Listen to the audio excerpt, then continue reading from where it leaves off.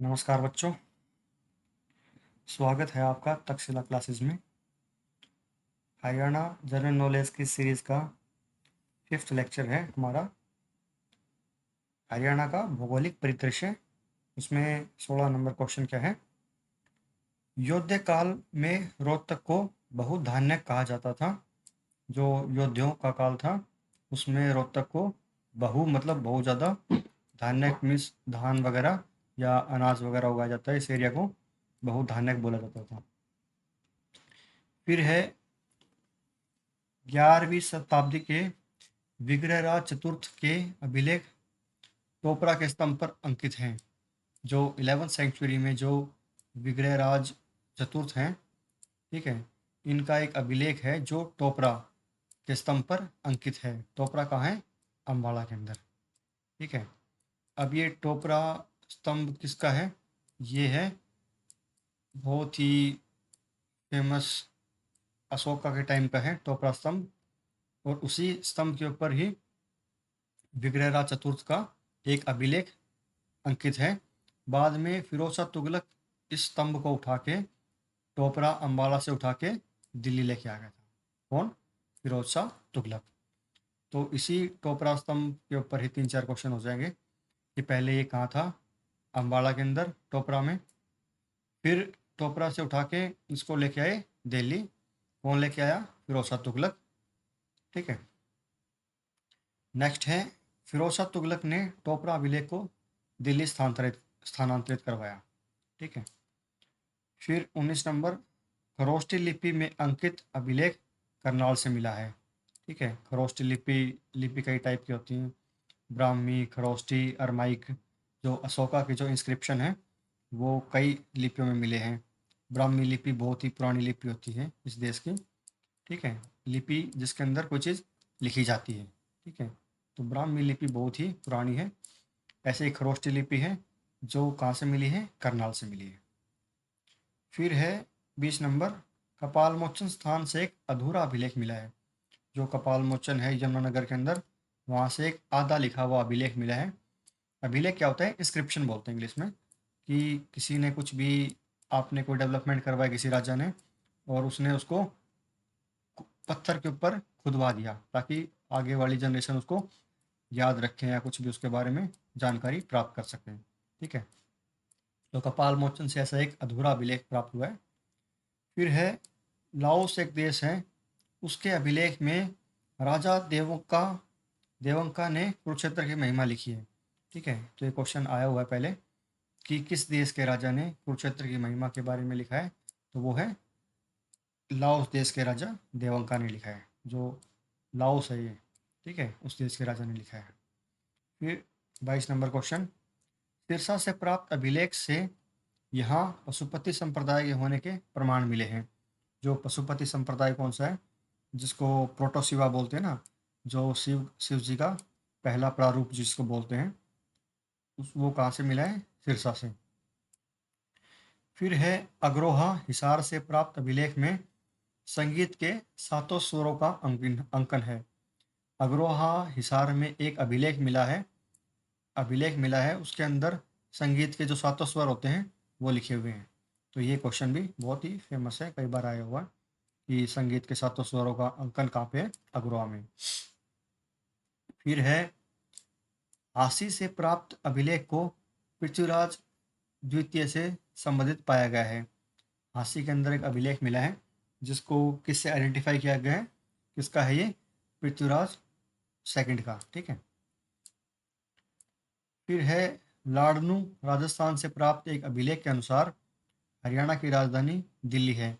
तो ये क्वेश्चन भी पहले आया हुआ है कि कहाँ के अभिलेख से पता लगता है कि हरियाणा की राजधानी दिल्ली रही है? वो पता लगता है लाडनू के एक अभिलेख से। लाडनू का है? राजस्थान के अंदर है। फिर 26 नंबर, जगाधरी के निकट सुग एक जगह है, जगाधरी के पास यमुनानगर में, वहाँ से प्राप्त उत्तर वैदिक काल का, वैदिक काल मतलब पहले पूर्व वैदिक काल था, उसके बाद उत्तर वैदिक काल था।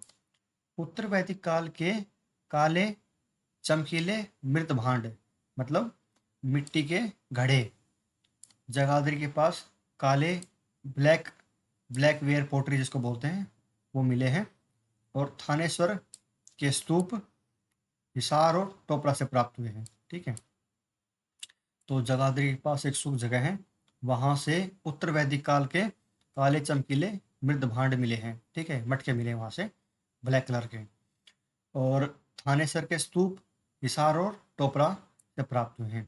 ठीक है, नेक्स्ट है 27 नंबर। गुजरी महल हिसार में एक स्तंभ पर 8 अभिलेख हैं जो 8 जगह से आने वाले भागवतों की सूचना देते हैं। जो हिसार के अंदर बहुत ही फेमस गुजरी महल है, तो वो क्या है, फिरोज शाह तुगलक ने बनवाया है गुजरी महल। उसके अंदर एक एक इंस्क्रिप्शन है, उसके ऊपर लिखा हुआ है कि 8 जगह से ये अलग अलग भागवत यहाँ के रहे हैं। ठीक है, वो जानकारी कहाँ से मिलती है, गुजरी महल से मिलती है। ठीक है, गुजरी महल के अभिलेख से मिलती है। 28 नंबर। पेहुआ में प्रतिहार राजा महेंद्रपाल का एक शिलालेख है जिसमें मंदिरों के निर्माण की चर्चा है। ठीक है, पेहुआ के अंदर जो गुज्जर प्रतिहार राजा हैं महेंद्रपाल, उनका 905वीं ईस्वी का एक अभिलेख है, शिलालेख है।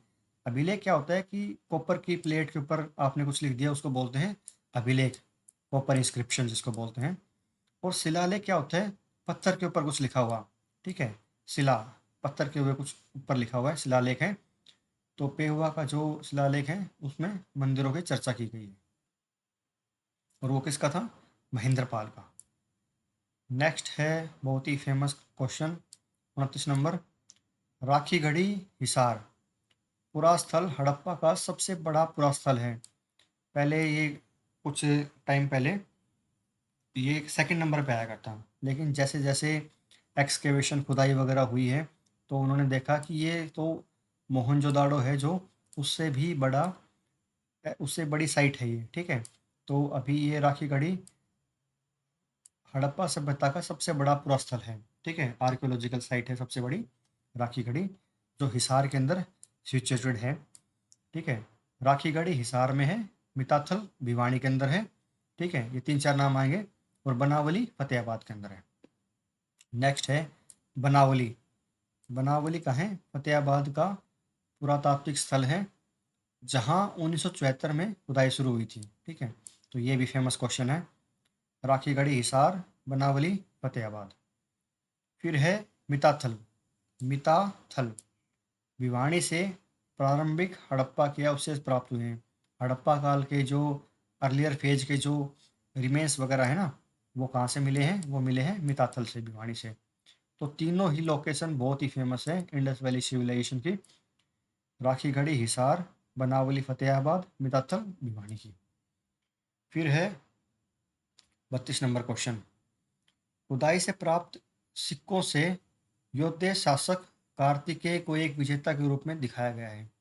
जो एक योद्धे शासक हैं कार्तिकेय, जो कि मोर के ऊपर बैठा हुआ दिखाया गया है सिक्कों के ऊपर, उसको एक विजेता के रूप में दिखाया गया कि उसने बहुत ही जीत हासिल की है, और वो क्या है, योद्धे शासक है, योद्धेगण जो राज्य था ना उसका।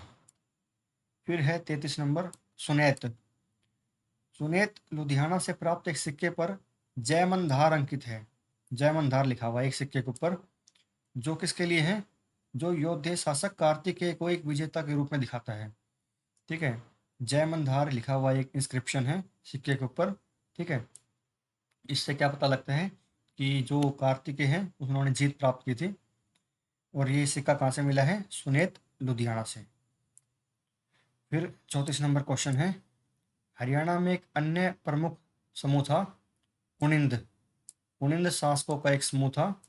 वो क्या करते थे, शिवालिक की पहाड़ियों में रहने वाले ये लोग अपने सिक्कों पर लक्ष्मी, मृग, मृगमिश जो हिरण होता है वो, और शिव को अंकित करते थे। ठीक है, तो कुनिंद शासक थे जो शिवालिक की पहाड़ियों में रहते थे, नॉर्थ हरियाणा के अंदर, जहाँ पे पंचकुला वगैरह है, मोरनी हिल्स हैं, उस साइड रहते थे।